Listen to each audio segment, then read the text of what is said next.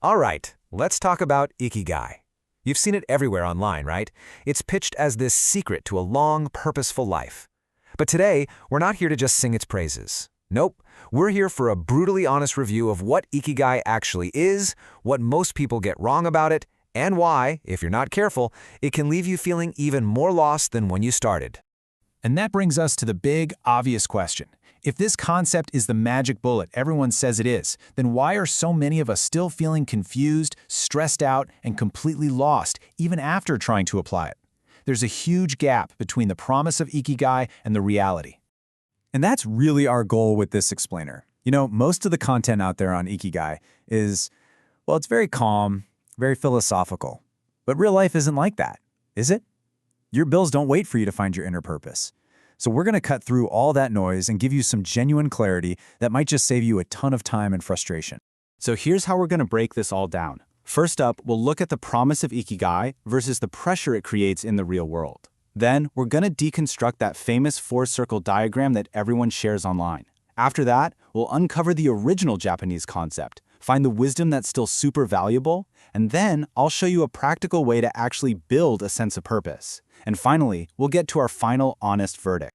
Okay, first up, let's talk about this core conflict. On one hand, you have this beautiful, calming philosophy. And on the other, you have the very real, very modern pressures of building a career, competing, and just, paying your rent.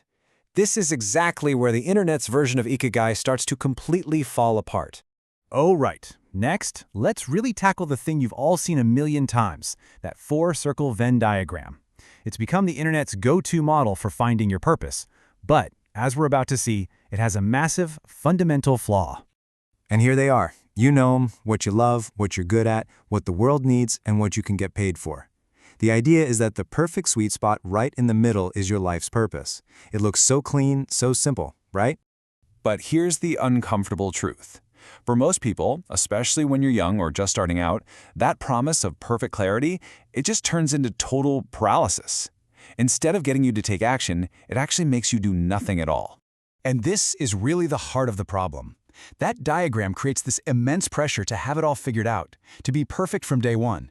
I mean, what if you don't know what you love yet? What if you aren't really good at anything yet? The chart just makes you overthink everything. You start asking, what if I pick the wrong passion? What if I waste years of my life? It just creates fear. And this brings us to the giant elephant in the room: money. Look, you just cannot sit around and think deeply about your ultimate purpose when you are worried about making rent. Survival comes first. Stability comes first. Then you can explore meaning. And that's something the diagram completely, utterly ignores. Okay, so let's shift gears. If that whole diagram is flawed, then what is Ikigai actually all about? Well, here's the spoiler. It was never, ever meant to be some high-pressure career strategy. It's something much deeper and, honestly, a whole lot simpler. This is it. This is the core. It's not about a grand, ambitious 5-year plan. It literally just means a reason to wake up every morning. It's about the small, daily things that give your life a sense of meaning. And when you look at how it's actually practiced, especially in places in Japan like Okinawa, the key elements are totally different from that internet diagram. It's about feeling useful to your community. It's about your social connections, about living slowly. It is a philosophy for your life, not a business plan for your career. Now, to be clear, this doesn't mean the concept is useless. Not at all. In fact, when you strip away all those modern misinterpretations, you'll find there are 3 incredibly powerful lessons hidden inside the original philosophy. And these are game changers. First, it teaches a longevity mindset. This is all about playing the long game, slow, sustainable progress that helps you avoid burnout. Second, it's all about process over outcome.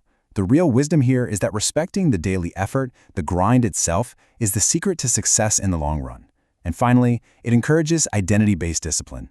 This means you do the work because it's just who you are, not because you're waiting for motivation to strike. This is the deep stuff we usually miss. So, this brings us to what I think is the most important part of this whole conversation, the part nobody really talks about. You don't just sit around and find your Ikigai. That's not how it works. You have to go out into the world and you have to build it, piece by piece, action by action. This is the real-world sequence.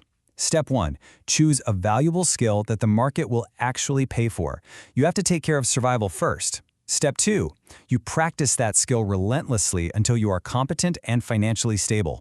Only then, once you have that foundation, do you move to step 3. You add that layer of meaning. You start teaching others, helping your community, or creating a bigger impact.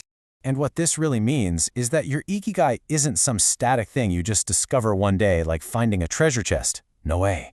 It's a dynamic byproduct of your disciplined effort over time. It changes and it grows right along with you. Okay, let's wrap this up and get to the final honest verdict. It is so important to understand what Ikigai is for and what it is not for. The best way to think about it is like this. It's a philosophy book, not a roadmap. So let's be super clear about when to use it. You should absolutely turn to the philosophy of Ikigai if you're feeling burned out, exhausted, or you just want some inner calm. But please, do not rely on it if you need urgent career clarity or a step-by-step plan to make money. They are two totally different tools for two totally different problems. At the end of the day, this is the key thing to remember. Ikigai is emotionally calming, it is philosophically beautiful and culturally rich. But what it is not is a source of practical skills, a career-building tool, or a quick fix for your finances. On its own, it's practically incomplete. It only becomes truly powerful when you combine its wisdom with these 4 things: actual skill building, relentless discipline, a real awareness of what the market needs, and just consistent daily execution. Without those practical elements, Ikigai just becomes a nice idea, a comfortable thought, not a catalyst for real change. So I'll leave you with this one last question to think about. Look at the philosophies and ideas you follow in your own life. Are they just a comfortable place to hide from all the hard work? Or are they a genuine catalyst that's actually pushing you to go out and build a better life? The answer to that question makes all the difference.